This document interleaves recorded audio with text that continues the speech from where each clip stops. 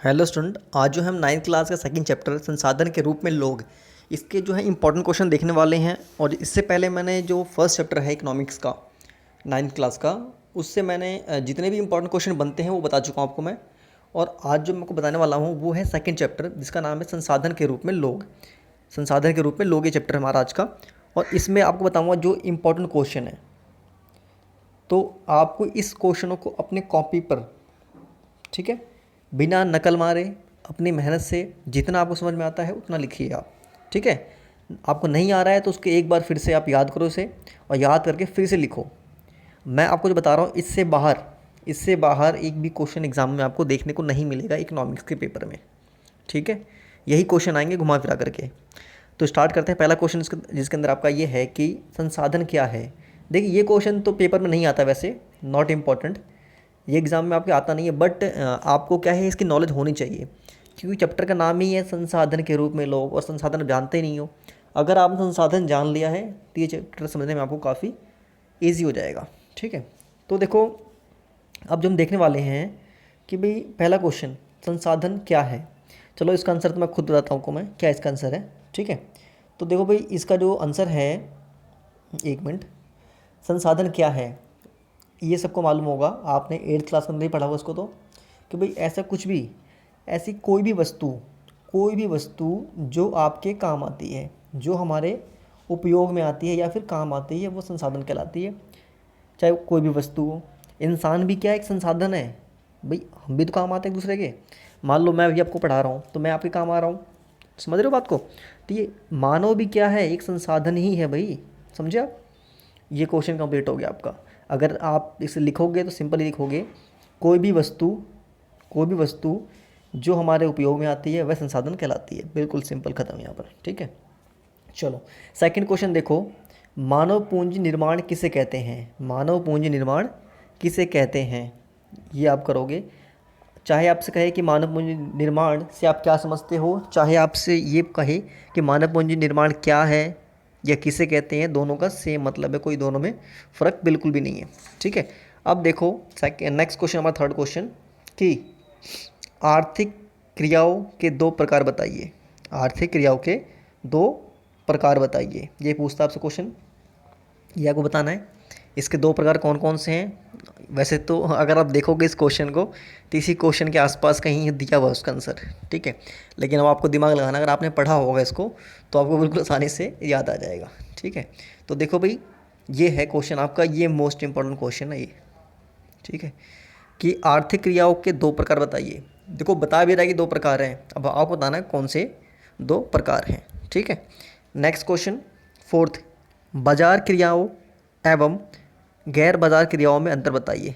ठीक है, कहने का मतलब ये हो गया कि बाजार क्रियाएं तथा गैर बाजार क्रियाएं, इनमें क्या अंतर है। आप ऐसे लिखोगे सिंपल, मैं आंसर नहीं बता रहा हूँ, बता रहा हूँ तरीका।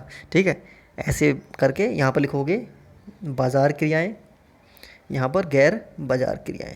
पहला पॉइंट यहाँ पर, इसका पॉइंट यहाँ पर, दूसरा यहाँ पर, दूसरा यहाँ पर, ऐसे करके लिखना आपको। ठीक है, चलो नेक्स्ट क्वेश्चन हमारा है कि मानव पूंजी निर्माण में स्वास्थ्य मतलब हेल्थ की क्या भूमिका है। कहने का मतलब ये हो गया कि मानव पूंजी निर्माण में, भाई मानव पूंजी निर्माण किसे कहते हैं, पहले ये बताओगे आप, ये तो हो गया ऊपर ही। ठीक है, पांचवा क्वेश्चन है कि मानव पूंजी निर्माण में स्वास्थ्य मतलब कि हेल्थ की क्या भूमिका है। कहने का मतलब ये हुआ कि किसी इंसान के लिए स्वास्थ्य क्यों ज़रूरी है। भाई सिंपल एकदम क्वेश्चन यही है, मैंने आपको बताया था। अगर आपने मेरी वीडियो को देखा है ना, अगर आपने मेरी वीडियो को कंप्लीट देखा है तो आप समझ जाओगे कि मैं क्या क्वेश्चन कह रहा हूँ। जिन्होंने देखा होगा ना मेरी वीडियो को, वो इस समय मेरी बातें समझ रहे होंगे मैं कि क्या कहना चाह रहा हूँ। ठीक है, चलो ओके, ये कंप्लीट हो गया। हाँ, नेक्स्ट है छठा क्वेश्चन, कि सर्व शिक्षा अभियान की शुरुआत कब हुई थी। बिल्कुल ईजी है, बिल्कुल कोई क्वेश्चन, और ये क्वेश्चन एग्जाम में आता है क्वेश्चन ये। ठीक है, कि सर्व शिक्षा अभियान की शुरुआत कब हुई थी, एक मिनट। ठीक है, फिर नेक्स्ट क्वेश्चन हमारा है, देखो, सर्व शिक्षा अभियान को शॉर्ट में SSA भी कहते हैं, एस से सर्व, ठीक है, शिक्षा अभियान से ABHI है ना, अभियान, ये है SSA मतलब सर्व शिक्षा अभियान। इसकी शुरुआत भारत में कब हुई थी ये बताना आपको, बिल्कुल। ठीक है, अगला क्वेश्चन है नेक्स्ट 7th, प्राथमिक क्षेत्र के 2 उदाहरण बताइए। देखो भाई इसके अंदर वैसे तो 3 क्षेत्र के हमारे हमारे क्षेत्र के जो है टोटल भारत के अंदर, मतलब जितने भी हमारे काम होते हैं वो 3 भागों में बांट रखे हैं। पहला है प्राथमिक, ठीक है, याद आ गया कुछ पढ़ देखा है वीडियो तुमने? हाँ, नेक्स्ट है द्वितीयक और आखिरी है तृतीयक। तृतीयक, ठीक है, तृतीयक को ही हम सेवा क्षेत्रक भी कहते हैं इसको। तो इस ये क्वेश्चन पूछा आपसे कि इसके एक उदाहरण बताइए, मतलब इनमें से अभी तो फिलहाल सबका नहीं पूछा आपसे, आपसे एक पूछा है सिर्फ कि प्राथमिक क्षेत्रक के 2 एग्जाम्पल बताने हैं क्या क्या होता है, ठीक। अच्छा, एक 8वां क्वेश्चन है यहाँ पर है कि यदि राम कंप्यूटर के द्वारा कोई कार्य करता है तो यह कार्य किस क्षेत्रक से संबंधित है। कहने का मतलब ये हो गया कि भाई कोई राम नाम का एक व्यक्ति है, लड़का है, और वो कंप्यूटर के द्वारा यहाँ पर कुछ लिख रहा है बैठ करके, या वैसे कुछ काम करता है, उसकी नौकरी कंप्यूटर से संबंधित है, तो बताओ कौन से क्षेत्रक में वो कार्य आएगा। ये क्वेश्चन कई बार पेपर में आ चुका है, ठीक है। अच्छा देखो नेक्स्ट क्वेश्चन हमारे हैं 9वां क्वेश्चन। ये कहेगा क्वेश्चन में आपसे पूछेगा कि शिक्षित बेरोजगारी किसे कहते हैं। शिक्षित बेरोजगारी किसे कहते हैं, सबको पता होगा, जिसने नहीं पढ़ा होगा ना उसको ही पता होगा ये तो, ठीक है, क्योंकि देखते मान चल रहा है। तो चलो ये तो बिल्कुल ईजी क्वेश्चन है। अच्छा अगला क्वेश्चन देखो 10वां, ये इंपॉर्टेंट आपका, कि द्वितीयक क्षेत्रक का एक उदाहरण दीजिए।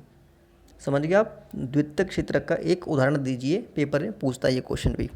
देखो भाई इस पेपर के अंदर, इस मतलब चैप्टर के अंदर प्राथमिक, ठीक है, द्वितीयक और तृतीयक, ये लिख देता हूँ, समझ गए, ठीक है, प्राथमिक द्वितीयक तृतीयक क्षेत्रक है ये, ठीक है। इससे क्वेश्चन आपके एग्ज़ाम में बिल्कुल 100% क्वेश्चन बनेगा, 100%, ठीक है, क्वेश्चन आना ही आना पेपर में। ये क्वेश्चन 10 क्वेश्चन है आपके लिए, इंपॉर्टेंट है, इसको आप कर लेना। ये बस कंप्लीट है, एंड हो गया यहाँ पर, ठीक है। इतने क्वेश्चन आप देख लेना है, ये मोस्ट इंपॉर्टेंट क्वेश्चन है, और इसको अपनी कॉपी में बिल्कुल बिना नकल मारे मेहनत से अपने आप खुद ही टेस्ट देना आपको, ठीक है। चलो ओके, थैंक यू।